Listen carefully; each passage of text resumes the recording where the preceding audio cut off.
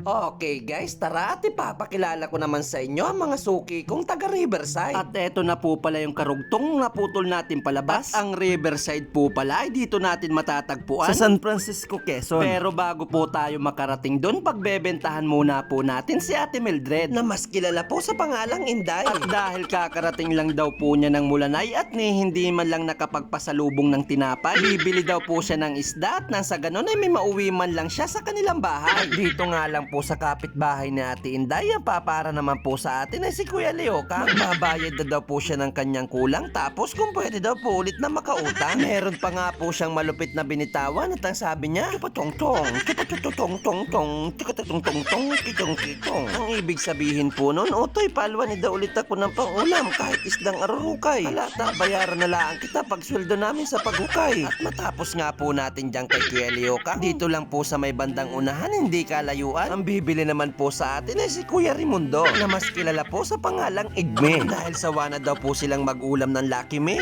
magkime ng niyog na bingi. Bibili daw naman po siya ng bangos tapos lalahukan ng taba ng karne. At meron pa nga po siyang sinabi. Ito po yung kanyang sabi, "Oops, walang kapitbahay na maparine. Wari ko ngayong gabi ako'y makakadalawang litse." At maiwanan na po natin dyan si Kuya Igming magpapakabusog. At dito lang din po sa kanila sa may paglusong, ang bibili naman po sa atin dito ay si Tatay Peter na mas kilala sa pangalang Pindo. Pero bago po siya bumili, tinanong niya ako kung napansin ko yung magtitinda ng tuyo. Sabi ko po, Tatay Pindo, yun po bang sa tindahan ay panay hinto na may angkas na sinto-sinto tapos yung mukha parang palipago? Ay oo, to yun ya, saan mo party nakita? Nandun naman ako ya sa matata. Pinagpalit na yung tuyo sa langka. Tapos yung angkas may bitbit ng pusa. At matapos nga po natin bentahan si Tatay Pindo, ang bibili naman po sa atin ay si Tatay Ricky na mas kilala sa tawag na Iki. Pero bago po siya bumili, may nais daw po siyang iparating sa asawa niya si Imelda. Hindi po Tatay Iki, sabihin mo na po sa kanya. Ikaw lang ang minamahal ko, Imelda. Hindi ko sasayangin ang oras ko sa iba. Alam mo ba na ang pag-ibig ko sa iyo ay parang talaba? Patay na ay nakagapit pa. Wow, sana all na lang talaga. At dito lang po sa may bandang unahan ng Tatay Iki at Tatay Pindo, dito po natin matatagpuan ang arko ng San Francisco. At habang di pa po tayo nakakarating sa Riverside, shoutout muna. Shoutout kay Arlan Hipana, kay Ernel Lariosa, kay RJ Di Chavez, at last kay Marvin Di Chavez. At ngayong nandito na tayo guys sa Riverside, bibili po sa atin ay si Ate Elena na mas kilala sa pangalang Pangge. Pero bago po siya bumili, may nais daw po siyang sabihin sa kasama niya si Ate Merce. Kaya sabi ko po, Ate Pangge, ano po ang iyong masasabi? Hoy Mercy, pairamdam mo na ng 15 at kulang lang ang pambayad ko din eh. Ay, grabe naman si Ate Pangge. Akala ko makontrobersya na yung sasabihin. At ngayon guys, nandito na tayo sa loob ng Riverside. At ang unang bibili po pala sa atin dito ay itong paparating na nakablong sombrero, si Kuya Domingo na mas kilala sa pangalang Ugto. At dahil wala na daw po silang mahuli sa paglimas ng hito at wala nang maipaulam sa asawa niya kaya hindi siya makahipo, bibili daw po siya ng tulingan tapos mamaya babakbak siya kahit mabaho. At ang bibili naman po pala sa atin dito ay si Kuya Roberto na mas kilala sa pangalang Pikto. Saka itong nakapulang si Kuya Juanito na mas kilala sa tawag na Mikmik. At dahil maghapon daw po silang pagod sa pagpapatik at halos yung brief daw po nila ay para nang naglalatik, bibili daw po sila ng tulingan at babaunin daw naman pong pangbukas pagpunta naman nila sa ulingan. At ngayon guys, ang bibili naman po pala sa atin ay si Kuya Rodolfo na mas kilala sa tawag na Dulpo. At para daw po hindi mabawi yung panalo niya sa bingo, ibibili na daw po niya ng pangulam tapos kita-kits na lang daw po sila sa linggo. At ang bibili naman po sa atin ay si Ate Mela. 1 kilo daw po sana yung kanyang pambili kaso kanyang pinangalay. Ngayon guys, palabas na ulit tayo ng Riverside. At ang bebentahan na lang po natin ay si Ate Ikang, saka ito si Ate Akang. At hanggang dito na lang po ang ating palabas. Thank you for watching. Bye bye!